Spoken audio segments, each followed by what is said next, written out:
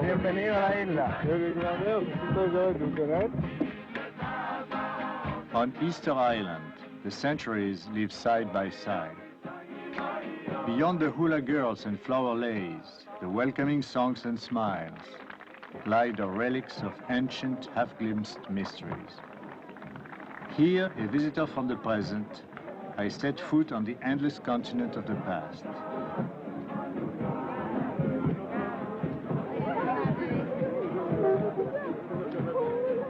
Here, like an absent-minded tourist or a refugee fleeing disaster, the past has left its luggage.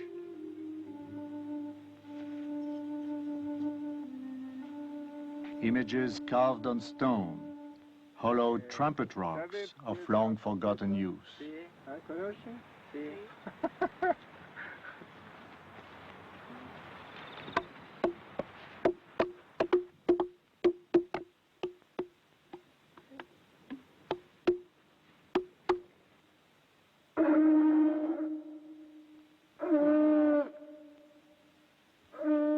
Stranded in time, the celebrated figures, or moai, still seem to be awaiting the return of the people who abandoned them.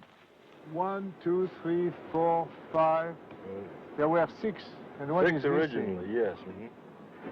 Is there any project to restore it? No, it's broken into a great many pieces, and can't be reerected. The one on the other side is eroded to almost nothing.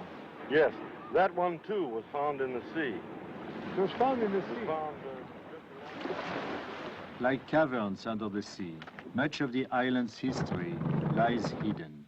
Yet it holds a clear and ominous warning for the citizens of a larger island, Earth itself.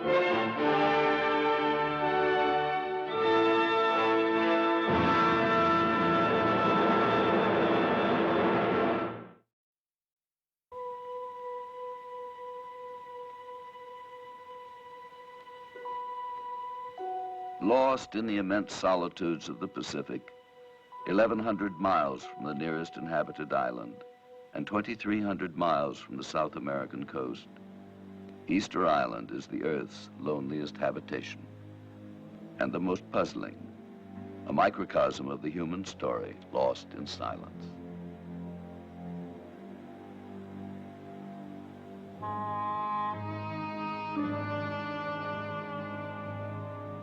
Mute celebrities of history, the great figures of Easter Island are witnesses to a past they cannot describe.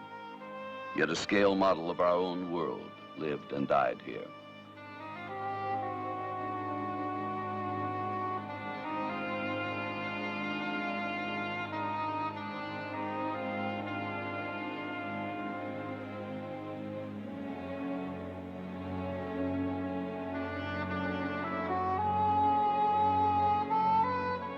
Like unborn children, some statues were left blind by the world that conceived them. They are the cloned images of a civilization that finally destroyed its own habitat and died trying to repeat itself.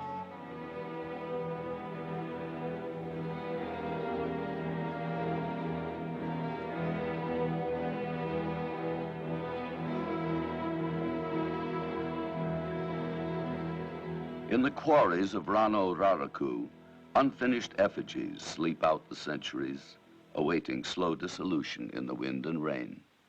But the voices of the living are no less oblivious to their past.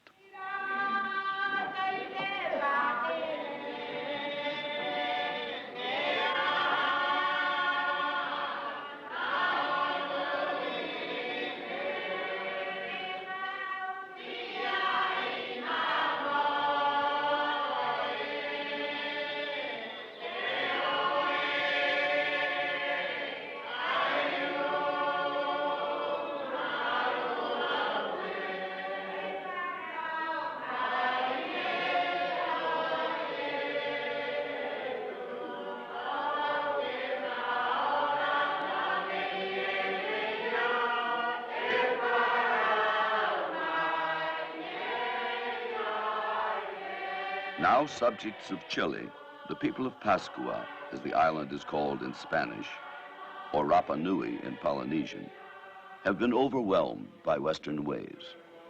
They are hardly aware that for at least 1,000 years, isolated on a triangular island barely 9 miles by 13, their ancestors developed a unique miniature civilization with its own complex social forms, religions, technology, and written language. After rediscovery by the Dutch navigator Roger Veen on Easter Sunday, 1722, Western culture came like a blow. Peruvian slave traders and Yankee whalers raided the island. Smallpox swept the inhabitants. By 1877, from a population that once may have numbered 20,000, only 111 stunned survivors remained. Of earlier history and catastrophes, they knew almost nothing. But almost certainly the first settlers were lost seafarers from the islands of Polynesia far to the west.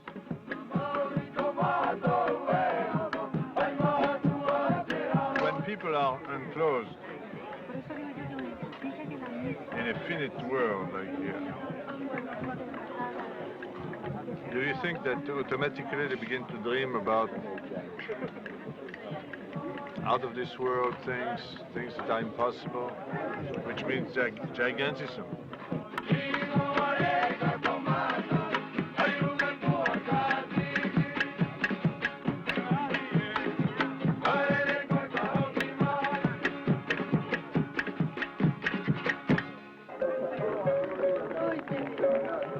There is something that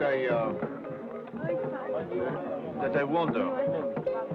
Do we have any idea of what the island looked like when the first people came in it? Kainga mata porito mahuna tera kenua. Taipeu te pet matu kainga mata mai haira te uringa hanga. Awe nuai, awe koroe, awe ngakope. Kainga mata po urito awe mahuna tera kenua kue.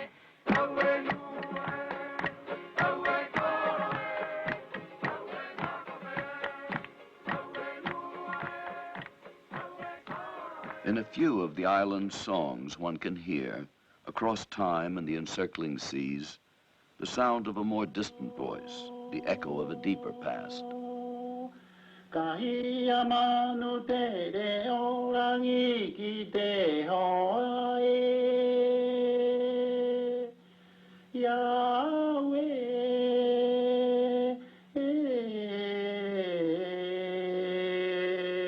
Kept purer by long isolation from other cultural influences, the earliest songs have been preserved only by the efforts of a few scholars and amateur enthusiasts.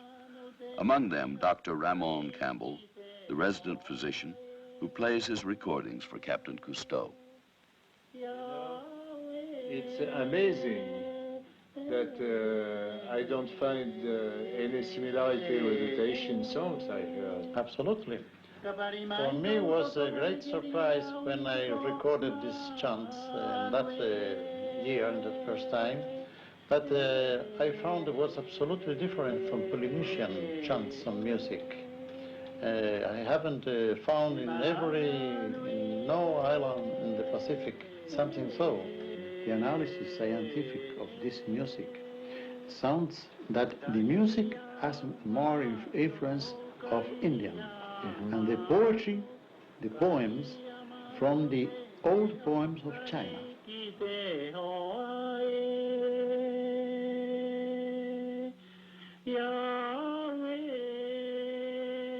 Among the islanders themselves, no more than a handful still can remember the songs and sing them.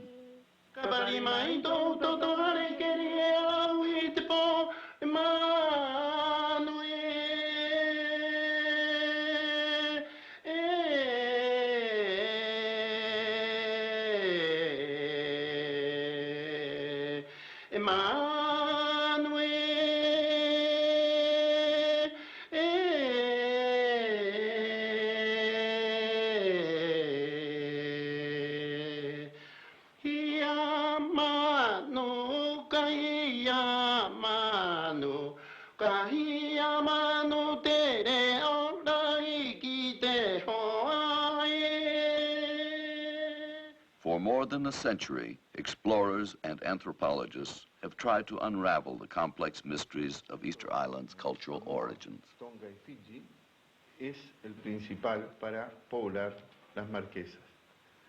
Pero de las Marquesas, From the University of Santiago, Professor Jorge da Silva traces the probable pathways across the islands of Polynesia.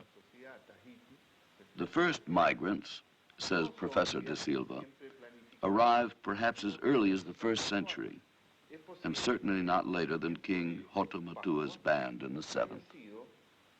Starting at the Marquesas, from which Hawaii, Tahiti, and New Zealand also were populated, it is probable that the first settlers were seeking another landfall when winds drove them to Easter Island and left them there forever trapped.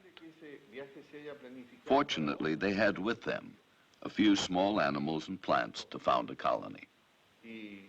Petroglyphs of the canoes that brought them are described by anthropologist Robert Kroll.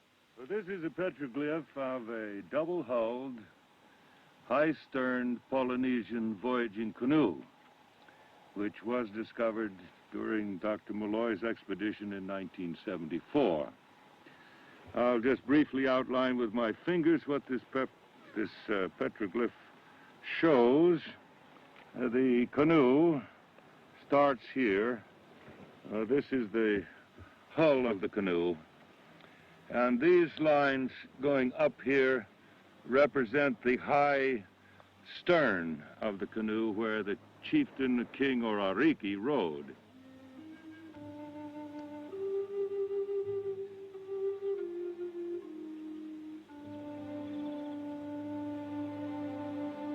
Dr. William Malloy, noted authority on Easter Island, tells Cousteau the statues are not as stylized as one might think. Well, within the framework of the stylized form, it's the local nose. The local people are like this. You think the people of the country look like that? Very much. That is, the statues, in a sense, are sort of a caricature or highly stylized, but they're highly stylized representations of the local people. And you can find many islanders who are very similar to this in appearance. Now, there are statues all over the place here near the factory. How many do you guess there are here? Oh, I think about 260.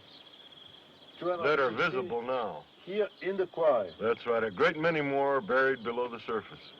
Many, many more. Why below the surface? The talus, of course, has gradually fallen down here and covered up a great many. This is a good example of one stage in the carving process. The statues were first carved by carving a trench around the block that was to become the statue. Then the upper part of the statue was carved, and eventually they carved the underside, leaving the statue supported on a long, narrow keel, which was eventually picked away. How did they do that? And flat. simply, well, the bottom part was filled with earth and rubble. And then small areas were taken away and picked away and replaced until finally the statue was freed and it was ready to move down the slope to its hole in the ground. Not gods, but family portraits of ancestors conveying mana or spiritual power The great moai, often 15 tons of stone, were placed on sledges of wood, then plentiful, and pulled to their sites by cables of twisted fiber. You get the impression here, particularly in this area, of a tremendous population. People frantic to use every last square meter of land. Because of what? Because of overpopulation. How many were there here? This is a very difficult question to answer, but certainly many thousands. Many thousands. Many thousands. On this small island. The questions multiply. What ravaged this once fertile and wooded island? What purpose required the carving of an estimated 1,000 giant figures? What compulsion would throw them down?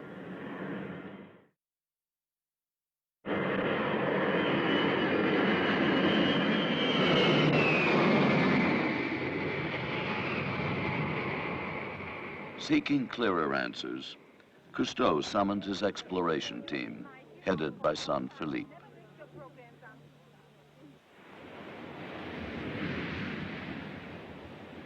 On the north side of the island, near a statue restored by Thor Heyerdahl, Philippe and his companions set up base camp.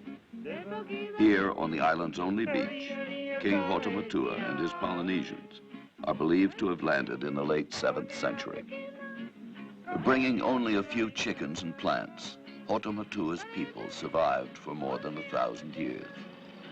Though Philippe's party plans a shorter stay, it brings in a wide array of rafts, motors, air tanks, and technical equipment for a multi-pronged survey. In weeks to come, we will range the entire island and its underwater environment.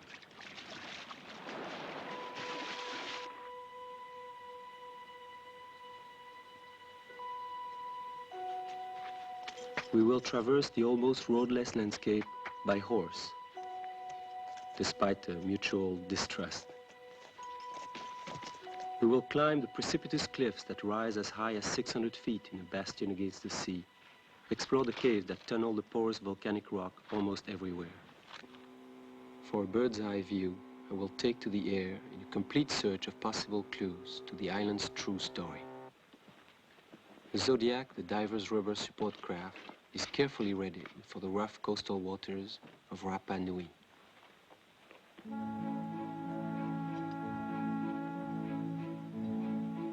For aerial surveys, a dismantled gyrocopter is brought to the island and is there assembled.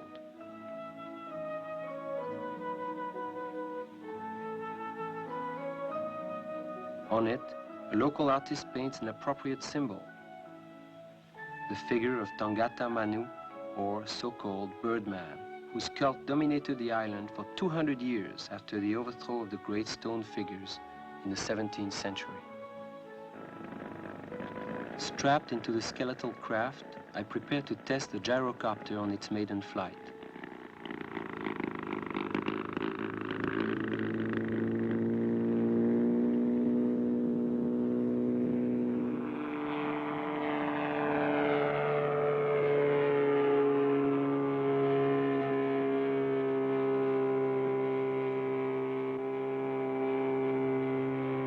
Beneath me, ceremonial platforms, or ahus, line the forbidding coast. Built with great and prolonged labor, their meaning and function are still unclear. Though at some, there are evidence of crematoriums for the burning of the dead.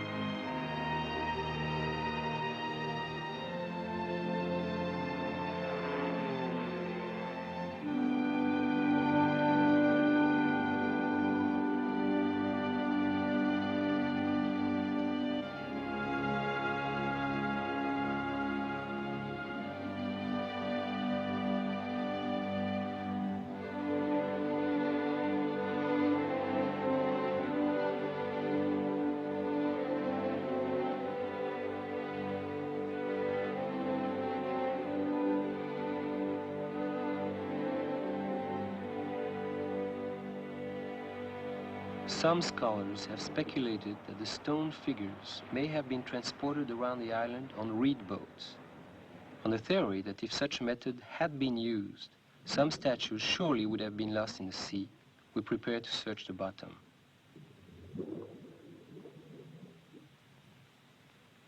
Beneath the surface, all is still. At first, our pearlescent lights reveal little, only a ghostly emptiness. Almost in surprise, we touch the sandy bottom, the submerged platform 30 to 40 fathoms deep, which extends outward for several miles before it drops to the abyssal depths of the Pacific.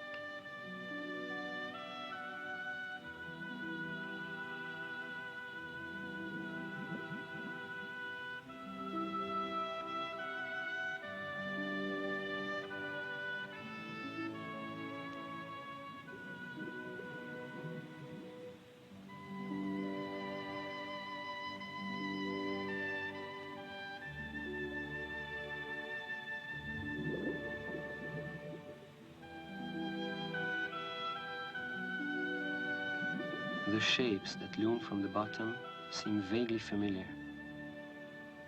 For an instant, we believe we may have found the sunken statues for which we are searching. But closer examination reveals no more than the eroded block of volcanic tufa encrusted with sea growth.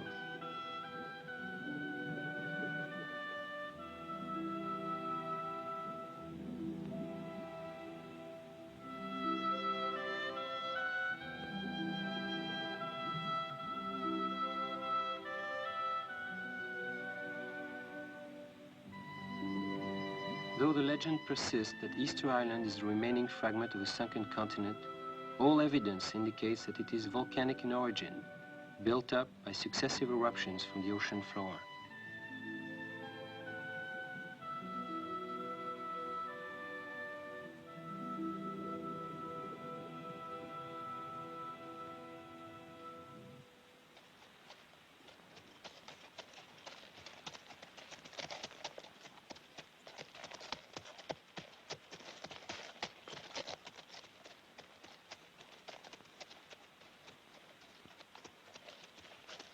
On shore, crossing the barren landscape, the members of the team sometimes have an eerie sense of having moved backward in time.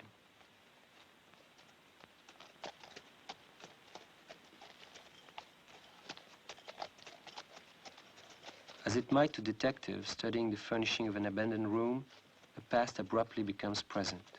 Shadowy, forgotten events, again palpable and real. In this sunlit vacancy, we seem to hear the clamor of voices dead for 1,000 years.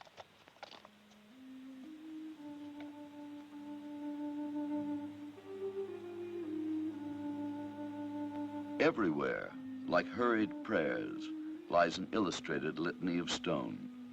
Petroglyphs of birdmen and flowers, of fish and turtles, of 100 other fantastic shapes and figures.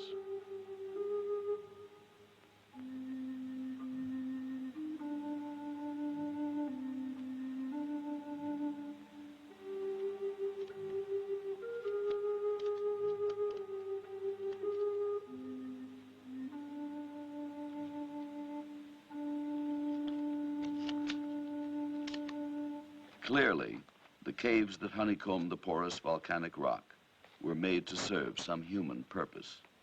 In most of the 200 caverns explored, the team finds skeletons and relics.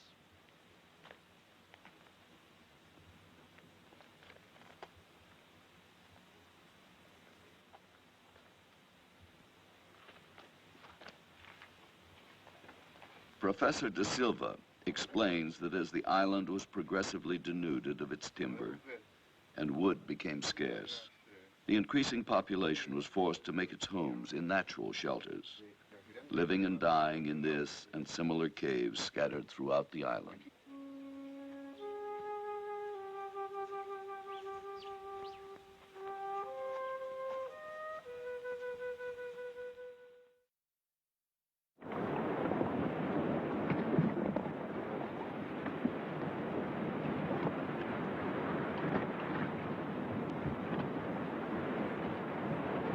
On y est à peu près. La caméra est prête. puzzled by the fact that an island which once supported thousands today cannot sustain a population of 1,600, Cousteau investigates possible causes. Among them, the possibility that there was once a shift in the level of the island. With other team members, he prepares to study the surrounding sea floor. As we leave the support craft suspended at the surface above us, it is quickly apparent that the shelf around the island is a submerged desert, as if somehow the impoverishment of the land above were a cancerous disease spreading its domain outward farther and farther, year by year. Here and there a few fish move through the depths, yet without a surrounding reef, as in other Pacific atolls, they must have been very difficult for the early settlers to catch.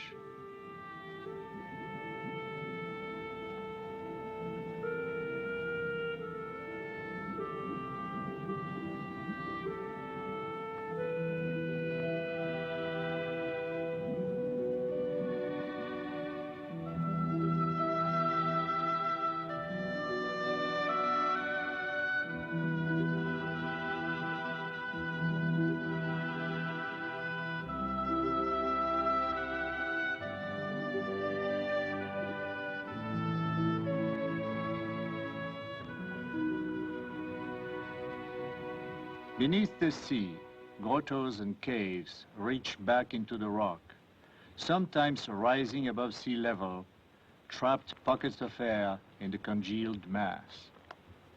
They are much like the chambers explored from the surface of the island, subterranean channels formed as the volcanic tufa cooled. Yet, in one particular, they are totally different. The caverns approached beneath the surface hold no sign of human habitation. Clearly, they were submerged long before the first people came to Rapa Nui.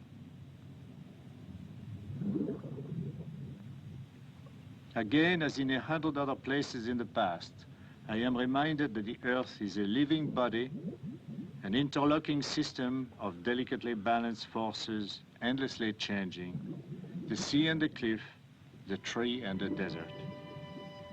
Perhaps here on Easter Island, as elsewhere, man intruded upon a natural process, discovered too late that in nature, the injuries we inflict are not always self-healing or even curable.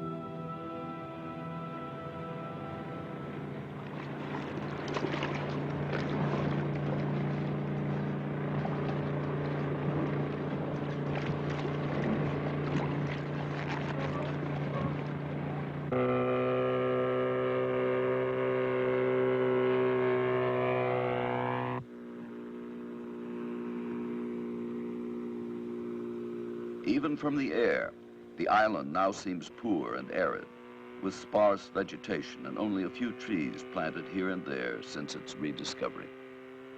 Yet there are many evidences that the earliest arrivals found flourishing woodlands.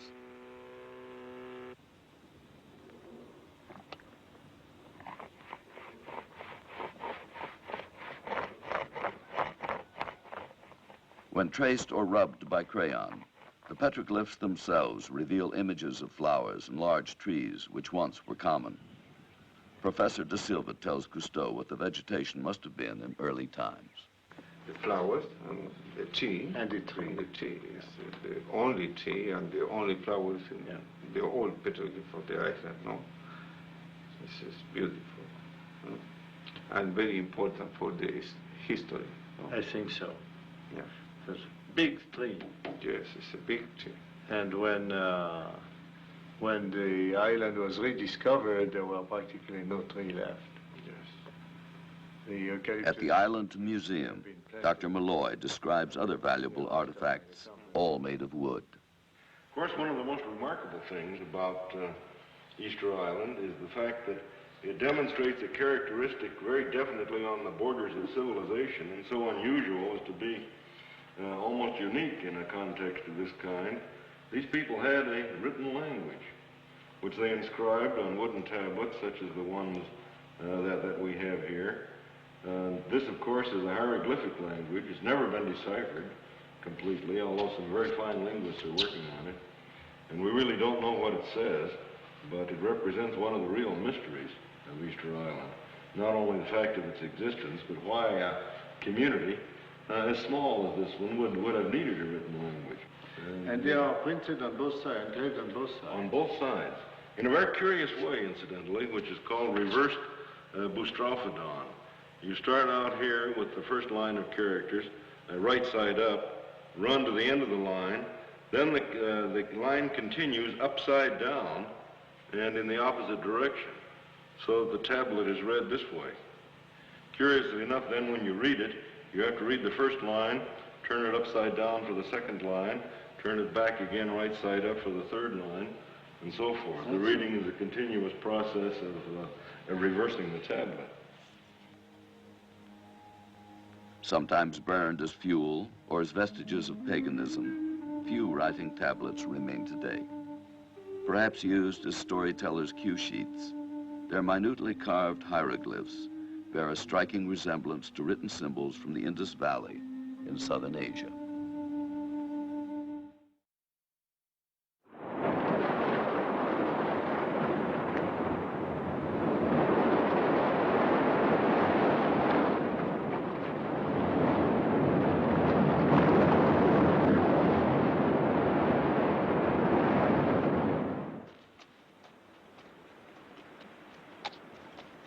The riddles are hardly less impenetrable than the fog, which now, with the changing season, entraps the exploring team. Isolated by sea and space, the island now is trapped in a cycle of storms. The camp threatened by the buffeting wind, Jan Cousteau sends a worried summons to the men in the field.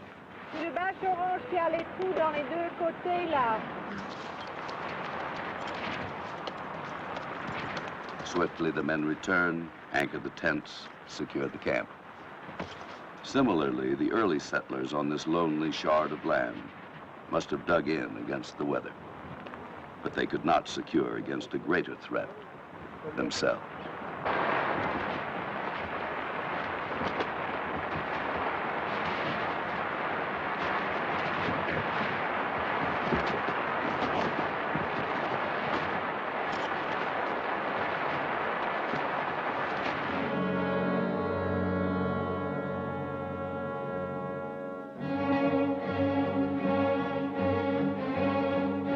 Prisoners of each other, isolated and unable to keep peace within their minute world, the islanders could only dream of escape.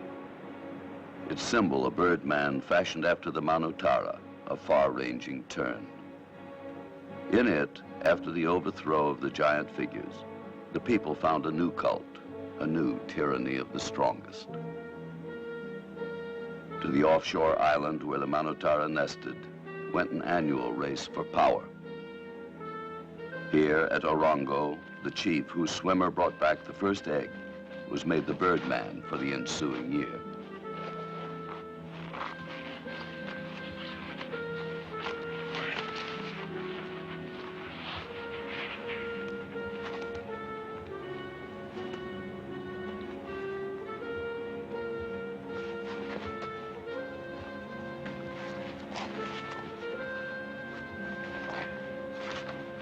Do you have any idea the size of these people? Well, they were very, very tall. They were very tall? Polynesians are one of the tallest races. Dr. Gonzalo Figueroa tells Philippe of the birdman cult. The chiefs and the priestesses of the different lineages used to come here every year by the beginning of the spring. And they stayed here while their representative of these chiefs, went to the islands in front here. Those representatives, which were the best swimmers, had to get the first egg of the manutada, which is the sooty tern, while the chiefs and the priestesses were having ceremonies here, which were connected with the cult of fertility. The swimmers waited until one of them managed to get the first egg. Then he swam back, and his chief would become immediately the Tangata Manu, or the birdman. That gave this man and his lineage or tribe a lot of power, magic and religious power, which they used to make war to other lineages and other tribes. These other tribes and lineages were very much scared of the special power this chief obtained by becoming the Tangata Manu, or birdman. Was that the beginning of the history of the island? No, apparently this cult had the biggest importance by the time the old culture, the old forms, the old gods were in decadence. The former, the highest god was Makemake, who was the god of natural forces, the creator god.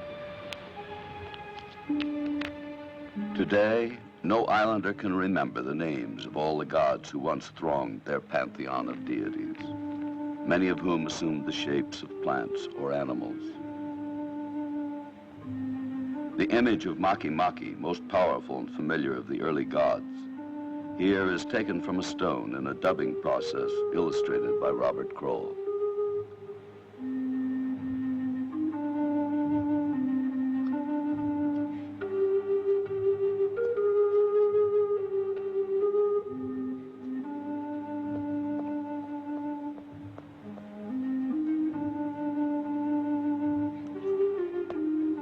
Unlike many primitive peoples, the Easter Islanders had no devil or Satan, no god of evil. That, they believed, they brought upon themselves. They could only pray to escape the human evil around them. As if sheer repetition would give reality to their clamoring hopes, the island's rocks now were crowded with petroglyphs of the birdman.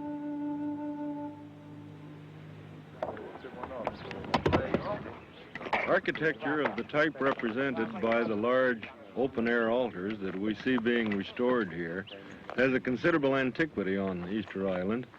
The earliest radiocarbon date that we have for any of these structures is 690, years after Christ. And it represents one in which most of the details of the local architecture and local stylization are already well formed. So we would expect that architecture of this kind probably dates some centuries before this. It appears to have started out in a rather modest way from prototypes, maraes that is, known very widely in Polynesia, but to have undergone on this island a rather unusually intense fluorescence. Certainly the most remarkable religious building compulsion that we find anywhere in Polynesia. As time went on, these structures became more and more frequently made. Eventually they lined all the coasts of the island. Many statues were placed on them, and finally some of them spilled over into the interior. It was an architectural fluorescence then that increased in intensity through time, until sometime late in the 1600s, when the largest statues were being carved and the largest open-air altars were being made.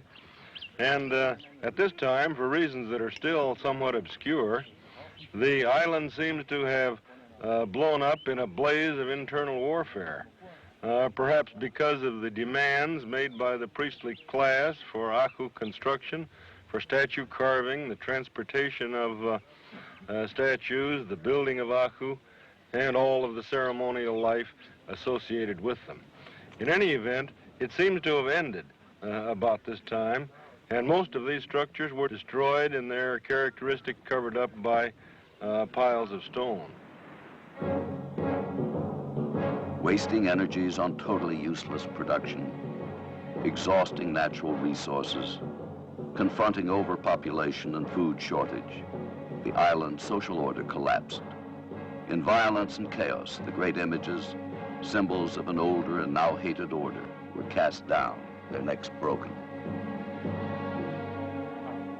Well, in this period of depletion of the natural resources and of heavy population, that as I was telling you, correlates with the period in which this cult took place.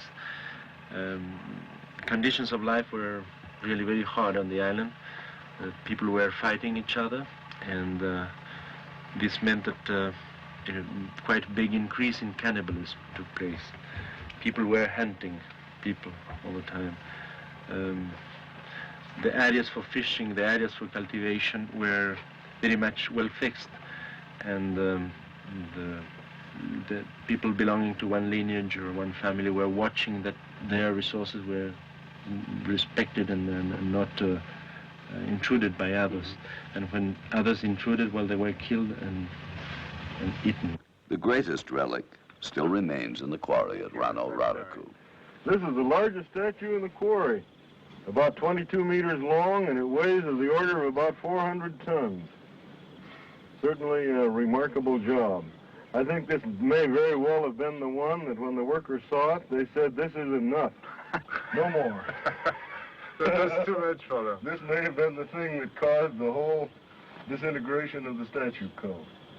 And you think the reason why the civilization ended up abruptly was because of that? Because I think it finally reached a crisis on this particular level. And the culture had to change in order to survive. And it apparently did with the development of a new religious cult that appears to have been considerably easier to support. The cult of the Manutara, the bird cult. The birdman. The birdman cult. Because often the traces of prehistory are more visible from the air than on the ground, Philippe makes frequent aerial tours of the island. After weeks of exploration, he again takes off on a reconnaissance.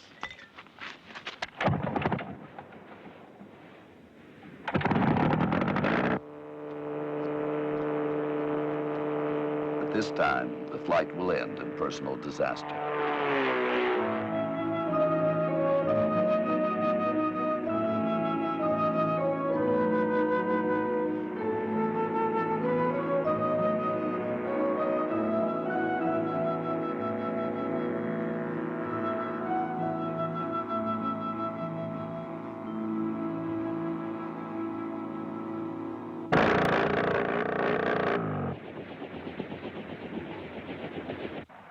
With engine failure at 300 feet, Philippe and the gyrocopter crashed to Earth not far from the island's leper colony. There, found by the lepers, Philippe is finally brought to medical assistance. Later, in the twilight, Michael Sullivan and Dominique Soumian come to examine the crash site.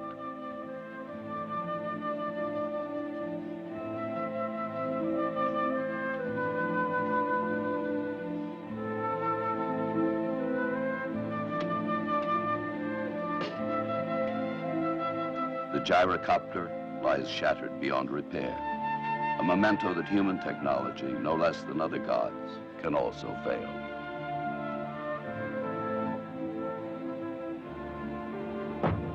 Hardly less injured, Philippe Cousteau will survive, and after repeated medical intervention on the mainland, mend and again be almost as good as new.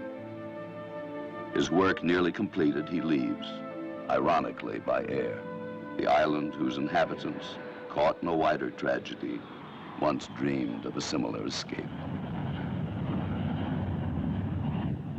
Even the sea, which had kept them chance prisoners, today is more open to the divers than it was to them.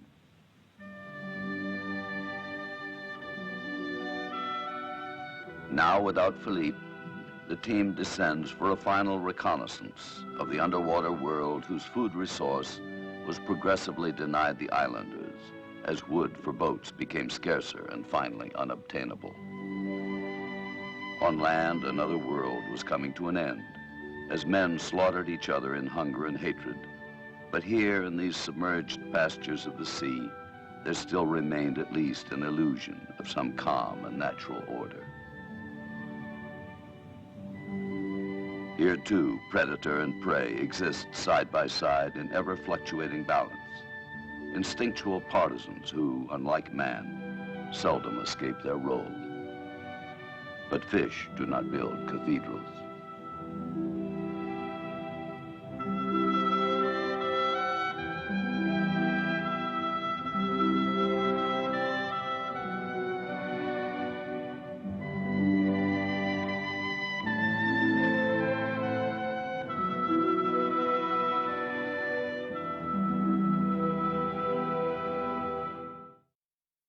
So I'm about to leave, and I'm pretty sad.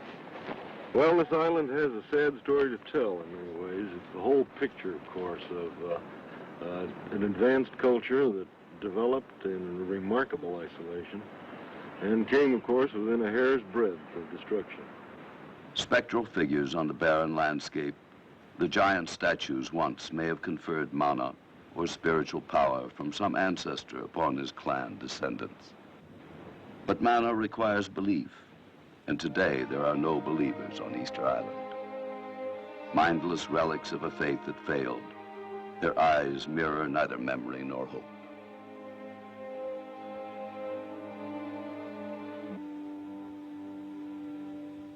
History is filled with melancholy parables, and Easter Island is one of them. A reminder that the resources of our island Earth are no less finite, a reminder that man's unparalleled creative gift seems fatally linked to its own self-destruct mechanism. Here in the endless sea, a vagrant cell of human life anchored itself, created a civilization, and vanished, leaving a handful of survivors with no conscious recollection that it had ever happened. Yet, if man is at least in part invented by himself, if living generations were born out of the imaginations of men long dead, then the choices remain. Shall we, islanders no less than they, pass on the riches of human invention and wisdom to living inheritors, or to mindless relics that mock all that was possible? Perhaps the islanders were right. We are not victims of a god of evil. We are victims only of the evil we bring upon ourselves.